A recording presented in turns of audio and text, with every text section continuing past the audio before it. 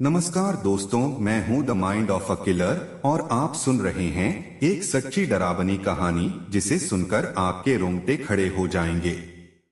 आज की यह कहानी हमारे एक सब्सक्राइबर अमन ने भेजी है, जो एक ट्रक ड्राइवर हैं। यह घटना उनके साथ घटी थी जब उन्होंने एक ऐसा रास्ता चुना जो उनकी जिंदगी की सबसे डरावनी रात बन गया। मेरा नाम अमन है और मैं उत्तर प्रदेश के बरेली का रहने वाला हूं। मैंने बहुत छोटी उम्र से ही ट्रक चलाना शुरू कर दिया था, लेकिन यह घटना उस समय की है जब मैं 30 साल का था। लॉकडाउन के समय जब देश भर में यात्रा पर प्रतिबंध था, मुझे मेडिकल सामान सप्लाई करने के लिए ट्रक चलाने की अनुमति मिली थी। उस दिन मैंने दिल्ली से अपना ट्रक सामान से भरा और मुझे उसे लखनऊ पहुंचाना था। शाम के 5 बजे मैं दिल्ली से निकला और जल्दी पहुंचने के लिए मैं तेज गति से हाईवे पर बढ़ रहा था, लेकिन रास्ते में मुझे नींद आने लगी। मैंने सोचा कि अगर कहीं चाय मिल जाए तो मैं थोड़ा फ्रेश हो जाऊंगा। कुछ दूर चलने के बाद मुझे हाईवे के किनारे एक छोटी सी चाय की दुकान दिखी। अंधेरे में वह एकमात्र रोशनी थी जो मुझे दिख रही थी। मैंने ट्रक रोककर चाय वाले से पूछा, भाई चाय मिलेगी? वह एक बूढ़ा आदमी था जिसने अजीब सी मुस्कान के साथ जवाब दिया, सब मिलेगा साहब, पहले नीचे तो आइए। उसकी मुस्कान मुझे अजीब लगी, लेकिन चाय की जरूरत थी, इसलिए मैं ट्रक से उतर गया। जब मैं चाय पीने लगा तो उसका स्वाद कुछ अलग लगा। मैंने बूढ़े से पूछा तो उसने जवाब दिया, साहब यह चाय भैंस के दूध की नहीं, बकरी के दूध की बनी है। चाय पीते पीते मैंने पास के एक संकरे रास्ते की ओर इशारा करते हुए बूढ़े से पूछा, यह रास्ता कहाँ जाता है? वह फिर से मुस्कुराया और बोला, जहां आपको जाना है यह रास्ता वहीं ले जाएगा। बूढ़े की बात मुझे अजीब लगी, लेकिन अगर यह रास्ता लखनऊ जल्दी पहुंचाता तो मेरे लिए अच्छा होता। मैंने ट्रक स्टार्ट किया और उसी रास्ते पर निकल पड़ा। जैसे जैसे मैं आगे बढ़ता गया, मुझे महसूस हुआ कि यह रास्ता बहुत वीरान और डरावना है। दोनों ओर के पेड़ सूखे हुए थे और माहौल अजीब सा लग रहा था। मुझे ऐसा महसूस हो रहा था जैसे ट्रक पर कोई भारी चीज लदी हो, जबकि ट्रक में वजन ज्यादा नहीं था। रात के 11 बज चुके थे। अचानक मैंने देखा कि एक औरत सिर पर लकड़ियों का गट्ठर लेकर जा रही थी। मैंने ट्रक रोककर उससे रास्ता पूछने की कोशिश की, लेकिन जैसे ही मैं ट्रक से उतरा, उस औरत ने अपने गट्ठर से दांतली, लकड़ी काटने का औजार निकाली और मेरी तरफ बढ़ाई।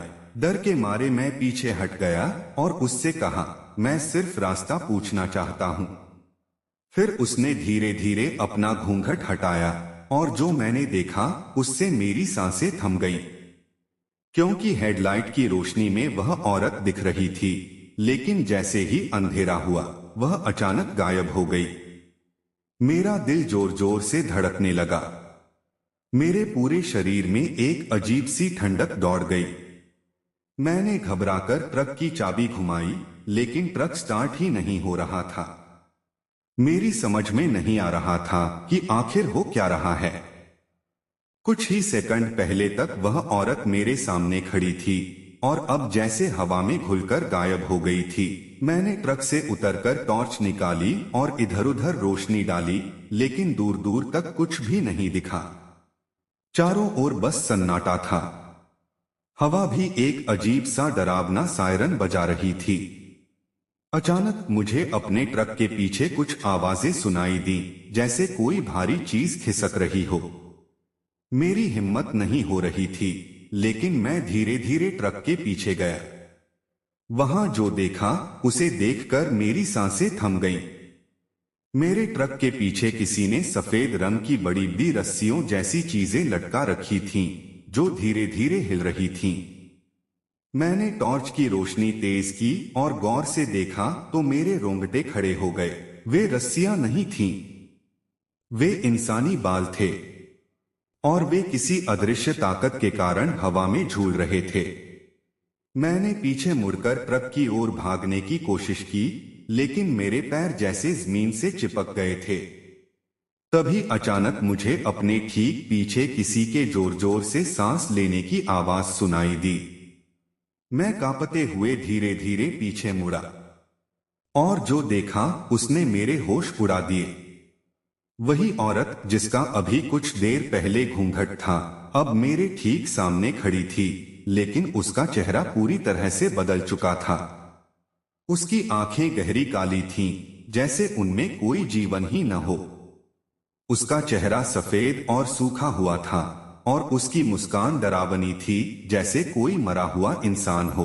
उसके होंठ से खून की धार बह रही थी और उसने अपना मुंह धीरे धीरे खोला।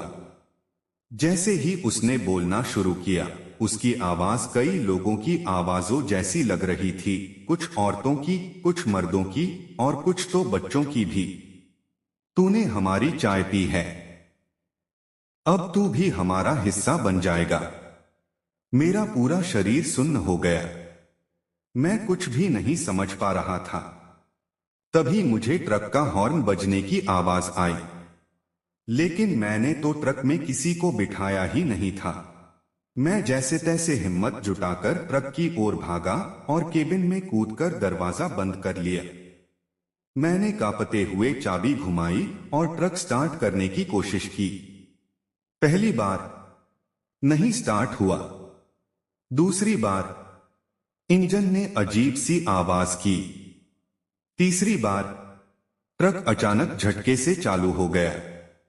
मैंने पूरी ताकत लगाकर एक्सीलेटर दबाया और ट्रक को पूरी रफ्तार से भगा दिया। लेकिन जैसे ही मैंने रियरव्यू मिरर में देखा तो मेरे सिर में झंझनाहट सी होने लगी। वह औरत अब भी ट्रक के ठीक पीछे दौड़ रही थी, लेकिन इंसानों की तरह नहीं। वह हवा में तैर रही थी। उसकी आंखों से खून की धार बह रही थी और उसकी लंबी जुबान लहराते हुए बाहर आ गई थी। तू बच नहीं पाएगा, तू हमारा हो चुका है। उसकी आवाज सीधी मेरे कानों में गूंज रही थी, जैसे वह मेरे बगल में बैठी हो। मैंने डर के मारे मिरर को झट से बंद कर दिया और बस ट्रक भगाता चला गया। करीब आधे घंटे बाद जब मुझे सामने हाईवे की रोशनी दिखने लगी तो मेरी जान में जान आई। जैसे ही मैं हाईवे पर पहुंचा, मैंने ट्रक रोककर लंबी सांस ली। चारों ओर ट्रकों की आवाजें और रोशनी थी, लेकिन जब मैंने वापस रियरव्यू मिरर देखा तो मेरे हाथ पैर ठंडे पड़ गए। वह औरत अब भी मिरर में दिख रही थी, लेकिन ट्रक के अंदर। मैंने झटके से मिरर घुमा दिया और ट्रक से नीचे कूद गया, लेकिन जैसे ही मैंने मिरर फिर से देखा, वहां कुछ भी नहीं था। उस रात के बाद मैंने कभी भी शॉर्टकट रास्ता अपनाने की हिम्मत नहीं की। और वह चाय आज भी उसकी याद आते ही मेरा दिल दहला देता है। दोस्तों, यह थी हमारी आज की कहानी। कहानी आपको कैसी लगी? कमेंट बॉक्स में कमेंट करके जरूर बताना। फिलहाल चलता हूं। बस आप अपना और अपने परिवार का ख्याल रखें और अगर अभी तक भी चैनल को सब्सक्राइब नहीं किया है तो कृपया करके चैनल को सब्सक्राइब कर लीजिए। आपका यह छोटा सा सहयोग हमें आपके लिए ऐसी ही कहानियां लाने के लिए प्रोत्साहित करता है। सबक: अगर रात के समय किसी सुनसान रास्ते पर आपको कोई अनजान व्यक्ति चाय पिलाए